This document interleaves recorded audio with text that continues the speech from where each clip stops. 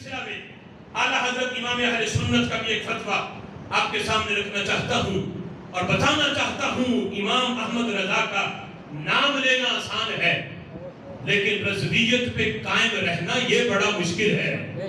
یہ معاملہ اور ہے.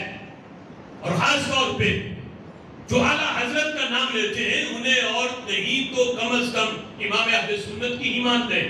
انہیں ہی پڑھ لیں کہ جس امام کی نسبت والا لفظ ہم نے لگایا ہوا ہے وہ امام کا موقف کیا ہے. اعلیٰ حضرت امام اہل سنت یہ فتاوی رضویہ اس کی جلد نمبر 15 ہے اور صفحہ نمبر اس کا 104 ہے. اعلیٰ حضرت امام اہل سنت سے ایک مجلس کے بارے میں پوچھا گیا کہ ایک مجلس ایسی ہے مشترکہ جس میں رافضی بھی ہیں، خارجی بھی ہیں، نیچری بھی ہیں، قادیانی بھی ہیں اور سارے مشترکہ ہیں اس میں. تو کیا ایسی مجلس میں جانے کی اجازت ہے؟ تو آگے جو اس میں تعویلیں نکال رہے تھے کہ یہ کون سی مذہبی یعنی مطلب ان کا بیٹھک ہے، سیاسی طور پہ اکٹھے ہونا ہے تو کوئی بات نہیں، سیاسی لحاظ سے اکٹھے ہو سکتے ہیں. فرمایا سوال میں باقاعدہ اس کا پوچھا گیا اگر کوئی نصیحت کرے کہ ایسی یعنی بیٹھک مسلم کانفرنس جو ہے خلاف شرع شریف ہے تو یہ بہانہ بنائیں کہ یہ کون سی دینی کانفرنس ہے، یہ تو دنیاوی ترقی کے لیے قائم کی گئی ہے، اس میں تو ہمیں صرف سیاسی امور ڈسکس کرنے ہیں کہ آنے والے الیکشنوں میں کون کس کے ساتھ ہوگا، کون کس کے ساتھ ہوگا. اس لحاظ سے بیٹھک ہے، کوئی دینی کانفرنس نہیں ہے، دینی جلسہ نہیں ہے. تو کیا ایسی بیٹھک میں بھی بیٹھنا جائز ہے یا نہیں جس میں سارے بیٹھے ہوں؟ سنو میرے امام کا دو ٹوک جواب. کوئی کہتے نہیں کہ اس لیے بیٹھے تھے، اس لیے بیٹھے تھے. میرے امام کہتے ہیں ایسی مجلس مقرر کرنا گمراہی ہے اور اس میں شرکت کرنا حرام ہے. کوئی گنجائش نہیں.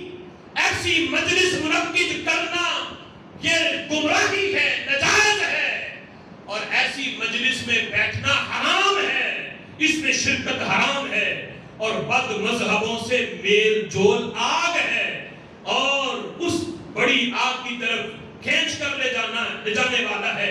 اللہ عز و جل قرآن میں فرماتا ہے وَإِمَّا يُنْسِيَكَنَّ الشَّيْطَانُ فَلَا تَقْعُدْ بَعْدَ الذِّكْرَىٰ مَعَ الْقَوْمِ الظَّالِمِينَ. اگر تمہیں شیطان بلا دے پتہ نہیں چلا تم کسی بد مذہب کے ساتھ جا کے بیٹھ گئے تو میرے امام کہتے ہیں جب کوئی یاد آ جائے تو پھر ہی اٹھ جاؤ، پھر بھی شرم بن کے نہ بیٹھے رہو. کسی نے بتا دیا اصلاح کر دی تمہاری، اب شرم کر لو کہ میں بیٹھا تھا فلاں کے پاس، اب توبہ کر لو. فرمایا یاد آنے کے بعد ظالموں کے ساتھ نہ بیٹھو.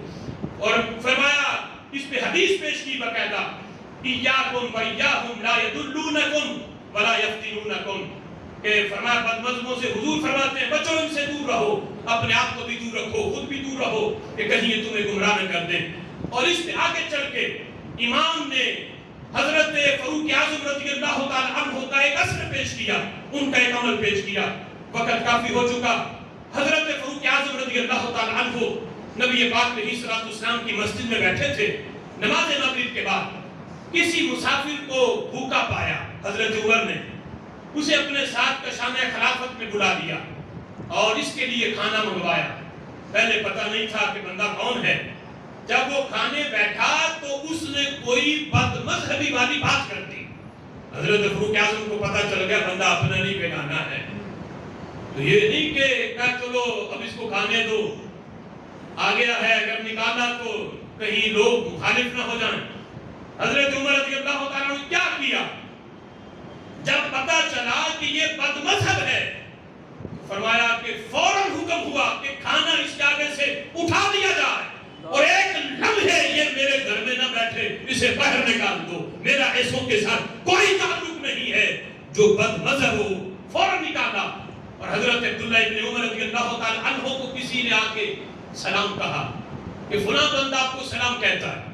اور حضرت عبداللہ ابن عمر کو پتا تھا کہ بندہ اپنا نہیں بندہ بیگانہ ہے. ایک ہے کسی نے آ کے سلام دیا اور ایک ہے کہ کسی کے پاس بیٹھ کے خود جفیاں ڈالنا. دونوں میں بڑا فرق ہے. کسی نے آ کے کہا عبداللہ ابن عمر فلاں بندے نے آپ کو سلام بھیجا ہے. تو حضرت عبداللہ ابن عمر نے کہا لا تقرأہ من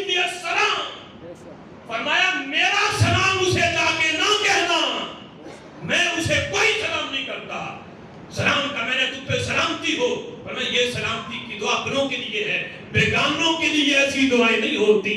فرمایا لا تقرأہ منی السلام، فرمایا میرا سلام جا کے اسے نہ کہنا، میں سلام اسے ہی کہتا ہوں جو نبی کے صحابہ کو بھی مانتا ہو، اہل بیت کو بھی مانتا ہو اور دین کے سارے تقاضے پورے کرتا ہو۔ یہ اپنی بات نہیں، یہ امام اہل سنت کی ہے۔ اور آگے ایک نہیں کئی اثر پیش کیے ہیں میرے امام نے اور صحابہ کے انداز بیان کیے ہیں کہ صلح کلیت یہ آج کی بیماری ہو سکتی ہے، نہ یہ مرض صحابہ میں تھا، نہ تابعین میں تھا، نہ مجتہدین میں تھا، یہ غامدی کی پیداوار ہے، یہ نالائق ذاکر کی پیداوار ہے، یہ مرزا جہلوی کی پیداوار ہے اور اس جیسے نام نہاد مفکروں کی ہے۔ اہل سنت میں نہ اس کی کوئی گنجائش ہے، نہ ایسے نظریے کی گنجائش ہے، نہ ایسے بندے کی گنجائش ہے جو صلح کلیت کو مانتا ہو اور اس کا قائل ہو۔ اہل سنت میں وہی لیڈر مانا جاتا ہے جو کل بھی فکر رضا پہ تھا، آج بھی فکر رضا پہ ہے۔